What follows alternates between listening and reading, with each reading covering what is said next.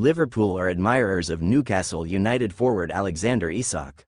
Alan Shearer has urged Eddie Howe to use all his persuasive powers to fend off interest from Liverpool and convince Alexander Isak to stay at Newcastle United for one more season.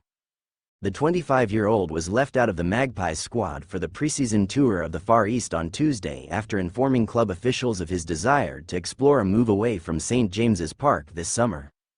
The Carabao Cup winners are adamant Isak is not for sale, with a price tag north of £120 million slapped on the forward who scored 27 goals across all competitions last term.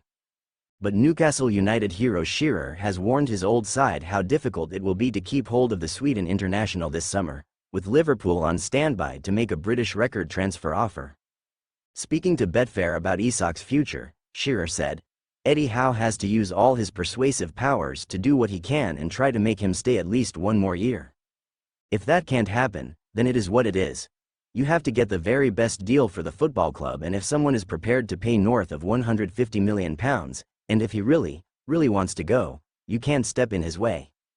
Isak has been brilliant for Newcastle, helped us achieve our dream of winning a trophy, and if there's no way whatsoever that he can be persuaded to stay at Newcastle, then they have to get the best deal possible, and if someone's prepared to pay what they want, you have to say thank you and build for the future.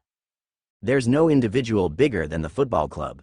Last week, Howe was adamant that Isak would be named in the traveling party for the club's friendlies in Singapore and South Korea. Now, though, Shearer, the Premier League's all-time record scorer, believes the notion that Isak was left out of the squad due to a recent thigh injury is ridiculous. "It's ridiculous what Newcastle put out this morning to say he wasn't on the trip because of a slight thigh injury," added the footballer turned pundit. "If they thought people wouldn't see through that, it was disappointing. They should have just told the truth straight away. I understand it's a very difficult situation for them, but it is what it is."